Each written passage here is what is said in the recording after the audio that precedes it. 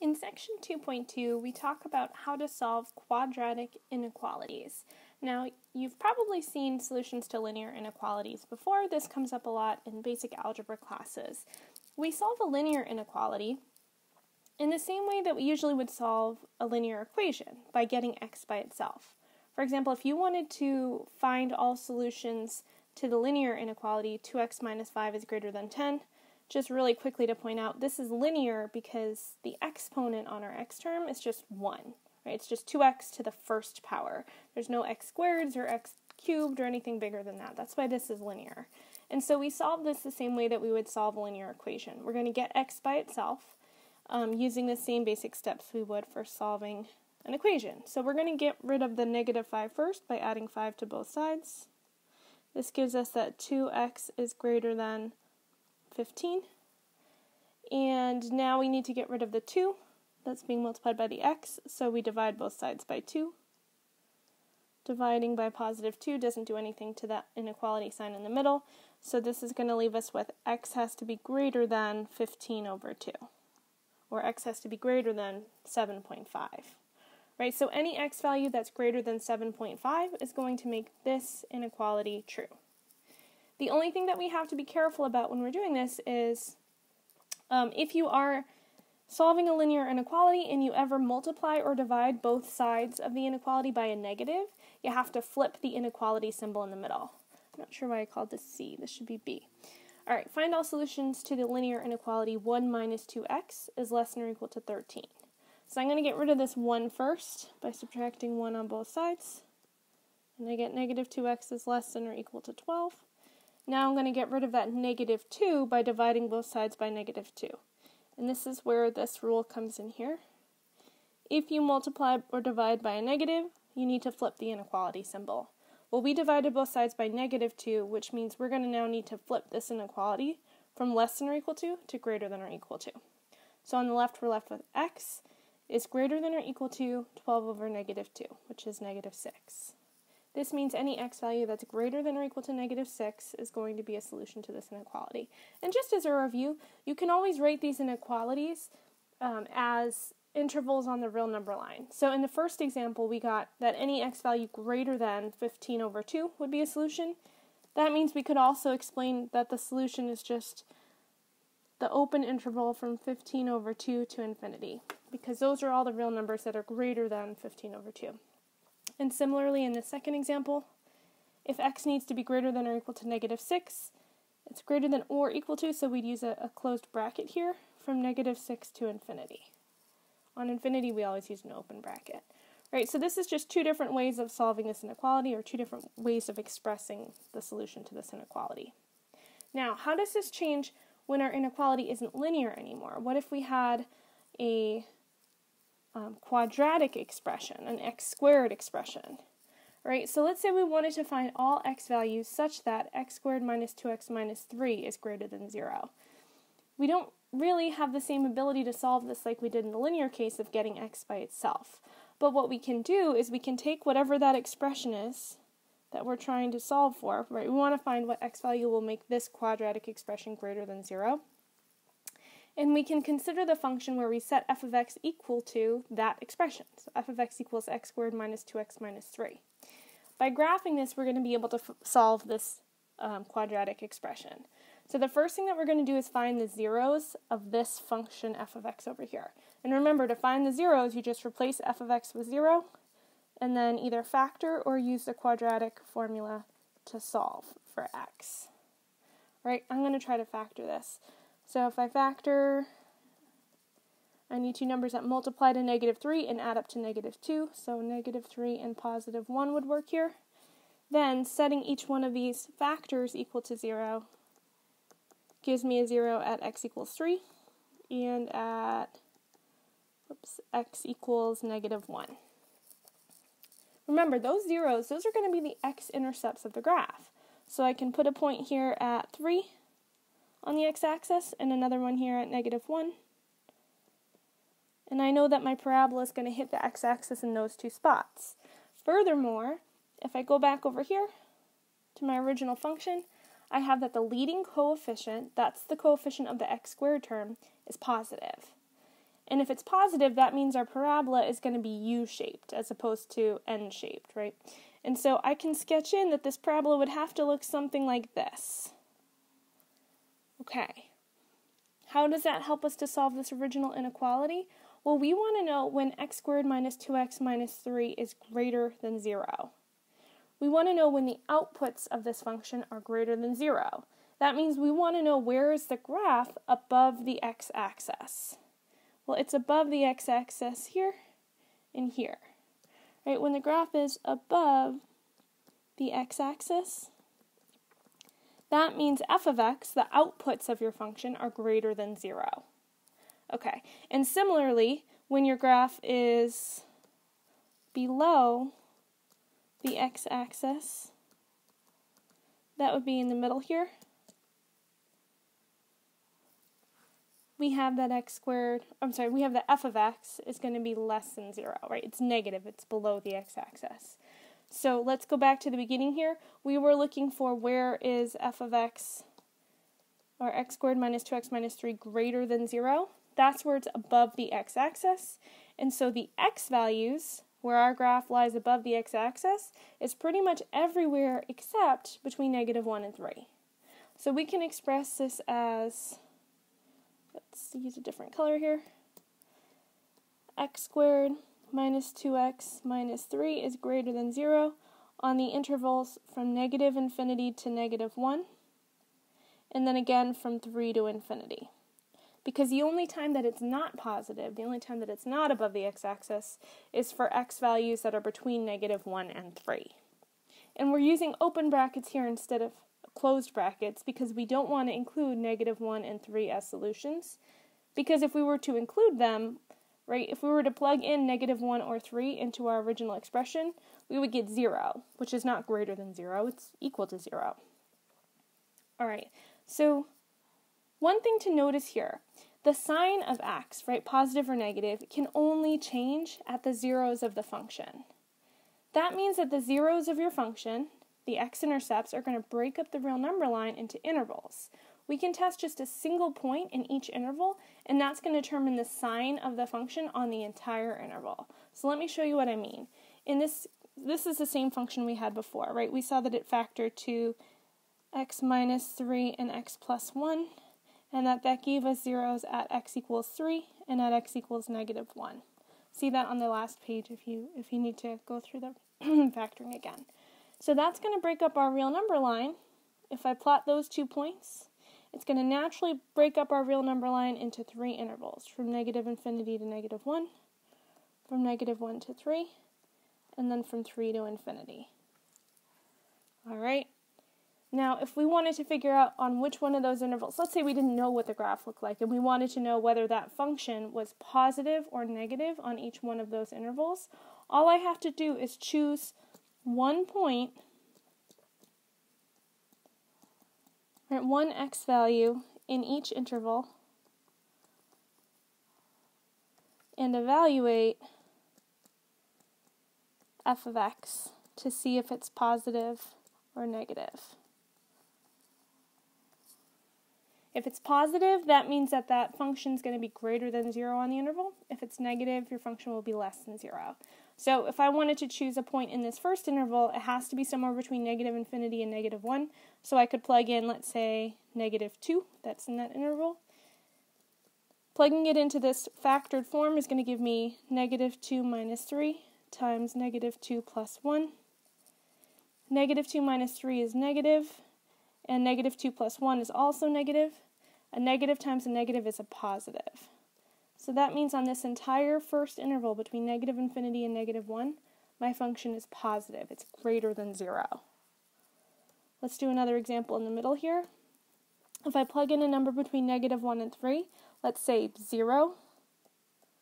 Doesn't matter, you can choose any number you want as long as it's strictly in between -1 and 3. Then plugging it into the factored version here is going to give me 0 minus 3 times 0 plus 1. That's a negative number times a positive number. A negative times a positive is negative, which means on this entire middle interval here, my function's negative. It's below the x-axis, so that expression would be less than 0. And finally, if I chose a point in the last interval, like 4, plugging it into the factored version gives me 4 minus 3 times 4 plus 1. That's a positive times a positive, which is going to be positive overall. So on this last interval, we're greater than 0, or positive. So if you don't know how to graph a function, this is another way of algebraically determining when an expression is greater than 0 or less than 0, right, of solving one of these quadratic inequalities. So let's do another example. We'll start with trying to solve x squared minus x minus 6 is less than or equal to 0. I'm going to do this one by graphing again. So the function here would be, f of x is x squared minus x minus 6, and I'm going to try to find the zeros of that function. So x, let's see, I need to multiply to negative 6 and add up to negative 1, so x minus 3 and x plus 2 should work for that. Setting each factor equal to 0 is going to give me x equals 3 and x equals negative 2. Okay, so if we were to try to graph this, we have a x-intercept, right, a 0 at negative 2, and another one over here at 3. And is this going to be a U-shaped parabola or an N-shaped parabola? Well, my x squared term has a leading the coefficient is positive 1, right? It's positive x squared, which means it's U-shaped, which means the graph looks something like this. And now, how does this help us to solve our original inequality? Well, we want to know, where is this expression less than or equal to 0? In other words, where is it either under the x-axis, right, that would be the less than part, or on the x-axis? Well, it's on the x-axis at negative 2 and 3, and it's under the x-axis between there, which means our solution is going to be all x values between negative 2 to 3. So our solution to this inequality would be x values between negative 2 and 3. Or you could write that as an inequality by saying negative 2 is less than or equal to x, which is less than or equal to 3. Alright, now we're going to do the second one. Again, you could do this by graphing if you want. This time I'm just going to try to use that algebraic method. So again, we set f of x equal to 9 minus x squared. We find the zeros. Alright, let's see. This is a difference of two perfect squares. So 3 plus x and 3 minus x would be the factored version. Setting each one of these factors equals to 0 is going to give me x equals negative 3, and then x equals positive 3.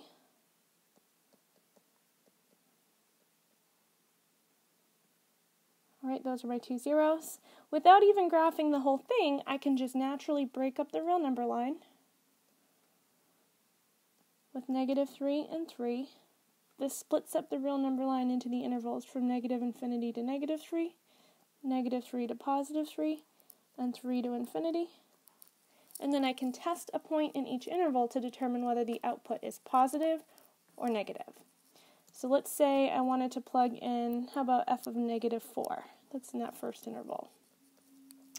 So plugging it into the factored version, just because it's easier to check the sign if you use the factored version, I'll get 3 plus negative 4 times 3 minus negative 4. That's going to give me a negative times 3 minus negative would be like 3 plus positive. Negative times a positive, which is negative. Okay, that means I'm negative on this first interval. Let's plug in a point between negative 3 and positive 3, so 0 would work for this second interval. I'm going to plug in f of 0, and I'll get, again, using the factor version, 3 plus 0 times 3 minus 0. Alright, that's a positive times a positive. That's going to be positive. So in the second interval, my graph's going to be positive, and then finally, I need to plug in something larger than 3, so let's say f of 4. That's going to give me 3 plus 4 times 3 minus 4. That's a positive times a negative, which is going to be negative overall. Okay, now going back to the beginning, remember, we're trying to figure out where is this inequality greater than or equal to 0. In other words, where is it positive or equal to 0? Well, it's positive, we said, on this middle interval, because we got a plus sign, and it's equal to 0 at the zeros, which we originally solved for. That's at -3 and 3. And so our solution is going to be all x values between -3 and 3, including the endpoints. Or if you wanted to write that as an inequality, you could say -3 less than or equal to x less than or equal to 3. Okay, so it's worth going through and using the graphing method too, just to make sure that you get the same answer. All right, let's talk about one more example here. Oops. Let's try to solve for the inequality x cubed plus 4x squared is greater than 12x. Now, we better be careful here because x squared, or x cubed plus 4x squared greater than 12x, this is not quadratic anymore, right? It's got an x cubed, it's cubic. And so let's first try to get everything to one side of the inequality and then see if we can think of something to do there. So I'm going to subtract 12x on both sides just to move 12x to the other side and get a 0 on the right. So I have x cubed plus 4x squared minus 12x is greater than 0. Okay, now notice each one of these terms has an x in it, so I can factor out an x. X times x squared plus 4x minus 12 is greater than 0. And now I can use the same method I did in the last example, which was for a quadratic, except now I have 3 zeros instead of just 2. If I factor this, right, or I guess maybe what I should say is let f of x equal x cubed plus 4x squared minus 12x, and let's find the zeros of that. If I factor, we got x times x squared plus 4x minus 12, and this will factor further to x times x, let's see, I need numbers that multiply to -12 and add up to 4, so 6 and 2 should work. X plus 6 and x minus 2 should work. Alright, so now what I'm going to do is I'm going to set all 3 of these factors equal to 0. I get x equals 0. I get x plus 6 equals 0, which means x equals -6. And I get x minus 2 equals 0, so x equals 2. Alright, now I can break up my real number line using these 3 values. 0, -6, and 2, which really is actually going to break up my real number line into 4 intervals, from -infinity to -6, from -6 to 0, 0 to 2, and finally 2 to infinity. And I test a point in each interval to try to figure out whether it's positive or negative on that interval, right? So plugging in, let's say f of -7. Again, you have to plug it into this factored version and figure out if the sign is positive or negative. So it's -7 times -7 plus 6 times -7 minus 2. This is a negative times a negative times a negative, so overall this is going to be negative. Okay, in my second interval, I need to choose a value between -6 and 0. I'm going to plug in -1. I'll have -1 times -1 plus 6 times -1 minus 2. That's a negative times a positive times a negative, which overall is going to be positive. So on the second interval, my function's positive. Now test a number between, I'm running out of space here, but we're going to test a number on this third interval between 0 and 2. I'm going to say plug in f of 1 here. We'll get 1 times 1 plus 6 times 1 minus 2. That's positive times a positive times a negative. So overall this is going to be negative. And finally on our last interval, if we plug in, say, 3, something between 2 and infinity, I'll get 3 times 3 plus 6 times 3 minus 2. These are all positive. So I'm positive on the last interval. Now we want to know, where is this function greater than 0, strictly greater than 0? Well, that's going to be wherever we got a positive output, so between negative 6 and 0, and between 2 and infinity. So our solution to this inequality would be the interval from negative 6 to 0 union the interval from 2 to infinity. That's our solution.